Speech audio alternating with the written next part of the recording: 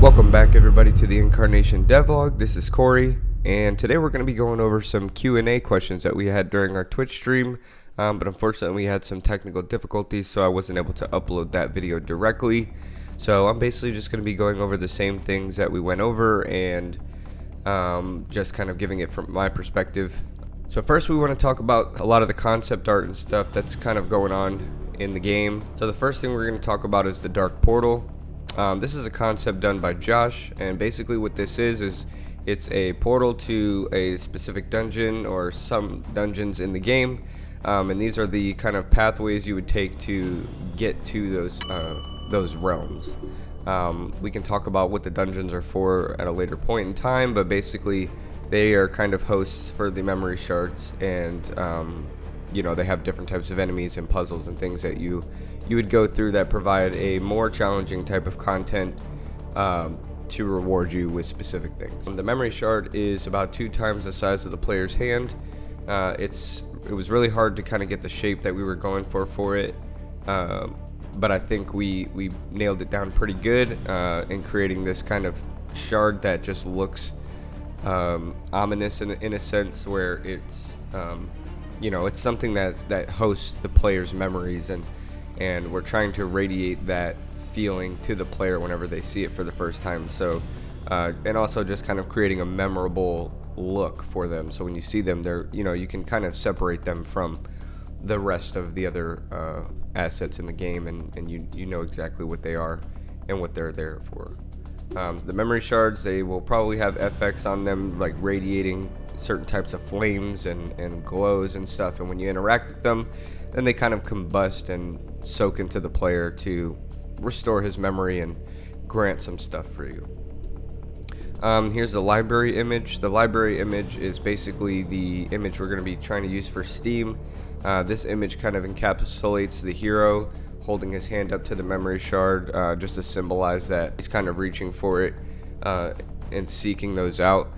In the background, you can kind of see there's like this feeling of nothingness, and he's staring into just kind of like an empty void, and that's kind of to symbolize this story of how it has these huge mystery factors to it, and the hero in our game is trying to kind of journey through this story without really knowing what's ahead for him. Next we can talk about the wolf pelt set, which is also the same set that he's wearing inside of the library image. This is something that we designed for the main character, just to start thinking about what types of equipment sets we're going to be using, and you know, just to start thinking about variety, what kind of materials these items may need, so we can kind of construct those out in a spreadsheet, and just get them in game and make sure that the right resources are dropping these materials for like world building purposes. Next is a image of a couple different sets in here that we're experimenting with as well, just so we can start you know, foreshadowing and planning ahead for what it is we're going to create in the future. These are coming from Josh as well, and he's going to be kind of fleshing these out further, you know, worrying about the color palette, just the anatomy of the equipment and gear, and what types of materials they're made out of, like metals, leathers. Here's the concept for, and I don't want to go too much into it because it is a little bit of a spoiler, but this is a concept for a specific type of entity in the game that the player will see in a few different forms. This concept has drawn inspiration from obviously different Native American cultures. We wanted to give it a mystery feeling again to it, in the form of like kind of how the masks are shaped, and the masks don't really provide you with like a look, they give you a creepy aesthetic feel for that type of character. And something I'm trying to draw from that is, you know, like when you see them for the first time, it's kind of just like, well, what is that, you know? You maybe see it off in the distance, and it's just kind of sitting there waiting for you to kind of encounter it. These are being fleshed out more. We're currently also working on the character modeling for it in the 3D model. This is the main character concept. The main character concept is done by a buddy of mine, Alan. He's a senior concept artist at Avalanche Studios right now, and he's also working on a few other games. He's very talented. We have a bunch of other main character concepts. This is just the one that we wanted to show to kind of portray like the actual anatomy of the character, and his build, age, height, stuff like that. And basically, we're trying to go for a middle-aged hero, like a young middle-aged hero, somewhere between 25 and 30-ish, with muscular tones. We're going to be having some different body paints that we're going to experiment with, and this might lead into like character customization later on to allow different types of body paints that the player might be able to choose or put on the character. So the first image here is the cinematic concept one, and it kind of is portraying the aesthetic of the forest area and how the corruption kind of leaks into the world and kind of affects everything in the world. And you can see like the clouds of miasma just seeping through around the trees, looking, but it's kind of staying away from the player itself. And just, it's a big factor in our game, and it's something that's going to influence pretty much everything. The second image is a further along the line storyboard for the cinematic concept, the first one. But this one shows like certain runes being activated. You see the portal actually opening up for those dungeons, and you can kind of grasp the effect that the player has on the world in this one, because you can see the miasma begin to actually retreat from the character in his location in that area and start to kind of cleanse itself, which will interpolate more into the story when you actually play the game and understand why the hero has this effect on the world, and how it has an effect on him. Next, we're going to be talking about some game art that we have currently in the works. So here are the cave walls that Kobe are making. These are going to be in a portion of a game that kind of leads into the first dungeon area, and we're trying to kind of encapsulate this creepy cave look with it, because there's going to be some specific like landmarks in there that you're going to have to interact with, and just trying to make this environment that kind of speaks as if the miasma is coming through and affecting it. So as you can see on the walls on the mesh, you can see like the normal maps are kind of created with the miasma built into the mesh, so it looks like the cave walls are also being affected by the miasma, and how it's like kind of affecting the way the cave walls look. Next, we have the trees. Currently we're working on certain trees for the demo, so we're not going to be doing like all the later trees right now, just because we want to have a hard focus on what we currently have to do for the next month and a half. But right now we've got oak, fir, willow, and birch. Colby is the one making those meshes, and then Ryan is making the leaves for each type of these trees, and then Natasha is going to be going ahead and doing kind of the texturing and making the materials for them, just to make sure that the art style is kind of all aligned throughout the assets that we're putting in the game. Next up is the main character, and this is the block out that Ashley is doing for him. If you were to compare some of the concepts for the faces and the body, you can start to see how that's being constructed out. We're going for not a hyper stylized game, but also not a realistic art style, so we're somewhere in between. So we're experimenting with different types of things for the hair, in order to make it either stylized or try to make it more realistic. He's going to have a necklace piece that kind of separates him from the other heroes in the world, or just even regular NPCs, or just to give him some kind of differentiation from somebody else. The Earth Lodges are being created by Ryan, and he's basically working on these right now, and these Earth Lodges are being drawn from Native American inspiration. So a lot of people think, Native Americans, they all live in teepees or whatever, but a lot of different tribes, they lived in different types of things. Like, not every tribe is the same. They don't use the same terminology. They don't use the same, equipment or materials and this kind of stuff. So these Earth Lodges are kind of a representation to a specific tribe, but throughout our game we will have inspiration drawn from multiple tribes. This is going to be what it is mainly in the first couple of areas, because the tribe that we're drawing our inspiration from and researching, this is just some of the stuff that they used.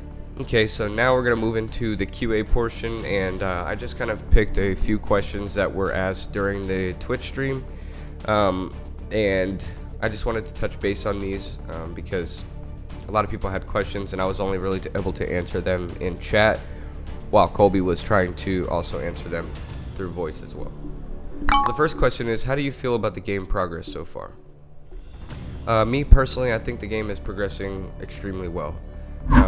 The game started about 4 months ago in development cycle, and at that point in time, well, I wasn't really sure how fast or how much I was going to be able to implement over time and what my actual scope was. So I did a lot of pre-planning for that and just to try to see where I might gauge the progress to be.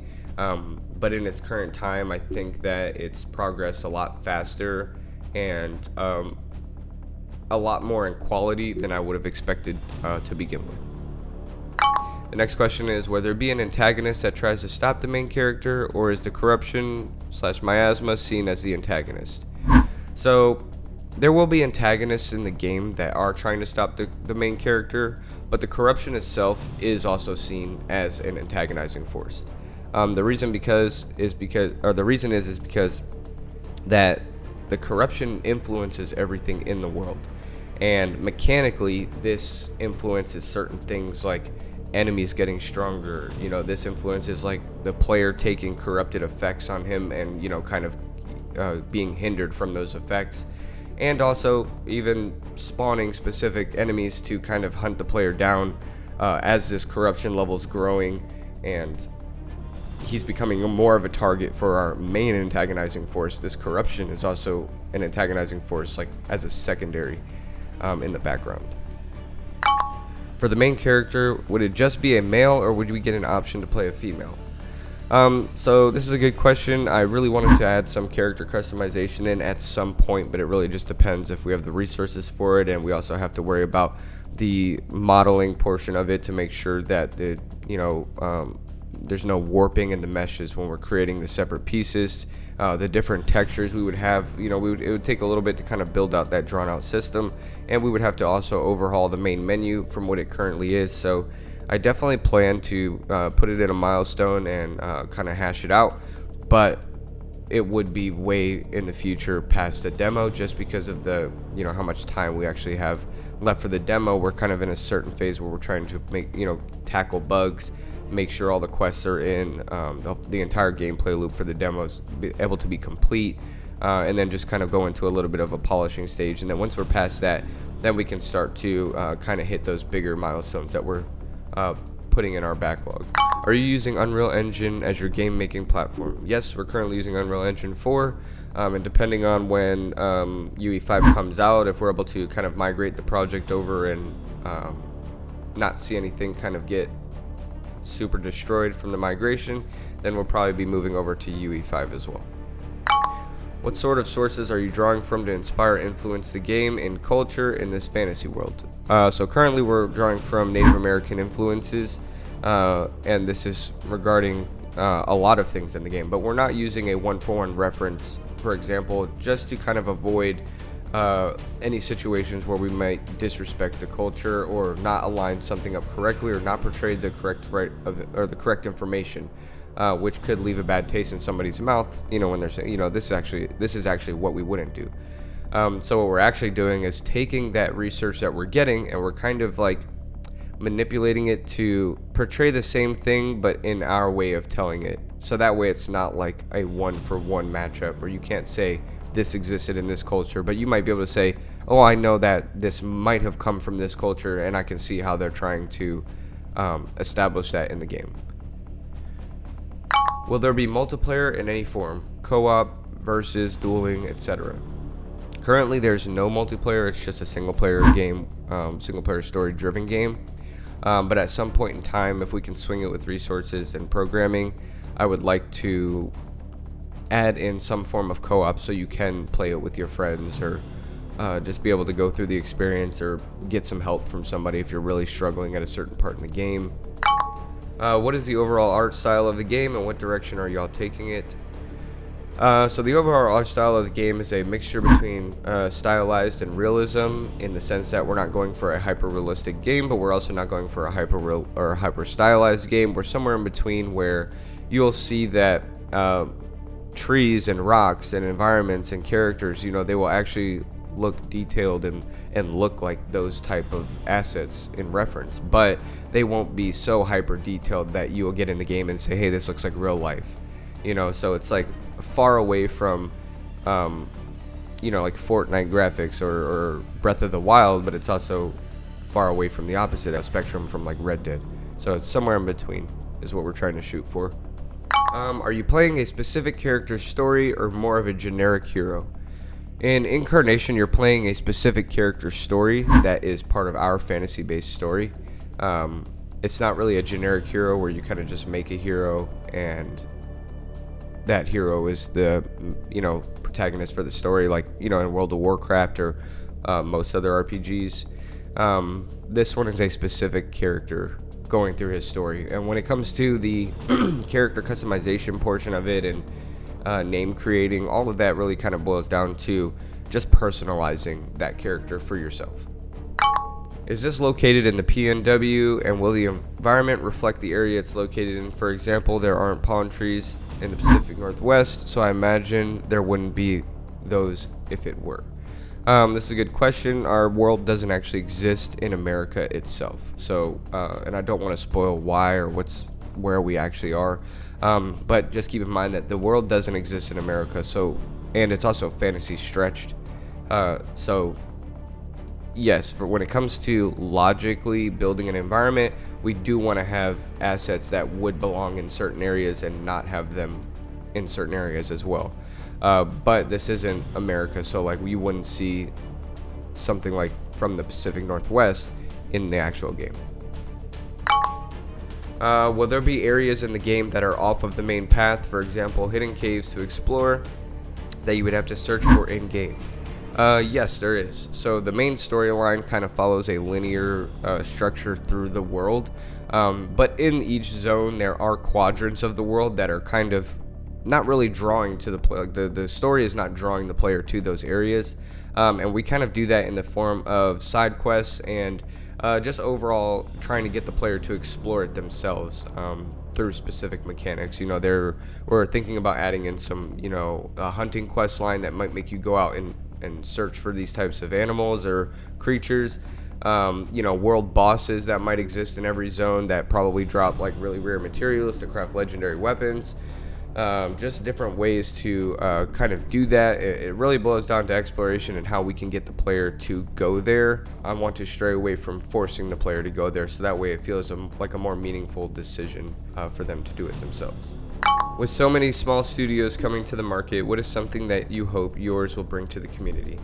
I'm sure everybody on the team has a different opinion on this type of question, but for me, what I want Incarnation to bring to the community and the gaming industry in general is just another game that portrays the concept of focusing on the player first and the passion of making games, rather than focusing on money or what we can monetize from it and stuff like that. I'm very big on creating games. It's a huge passion of mine. Specifically, I love it. Like, if I could do it for free, I absolutely would.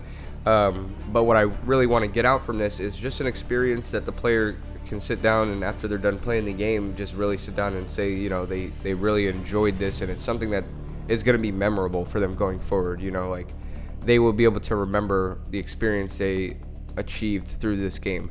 This game does portray a lot of things that would exist in the real world. The corruption is an antagonizing force that really can be translated into a lot of things for certain people. People with anxiety, depression, just even if they just have stuff going on, it's kind of a story about perseverance and learning yourself and going through that process. It would be great if people can actually take that part of the story in them, and it kind of helps them get through things that they're trying to get through in their current time in life, or at any time forward. They might be able to think back to the game and just draw the inspiration to just keep pushing from their story. Will there be any VFX for flying, like maybe eagle wings? This is in the talks right now. I definitely would like to have eagle wings for the symbolic inspiration it gives for Native American cultures. It would be really cool to add in and kind of just give the flying mode a little bit more of like hype, and then also give us an opportunity to create certain things in the game that kind of reward you with different types of wings that you may be able to equip or change out.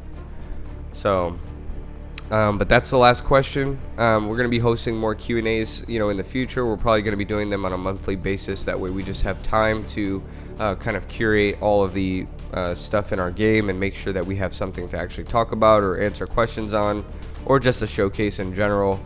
Even if there's not many questions, we can still show some of the art, some of the mechanics, the story being more fleshed out, the zones, the world maps.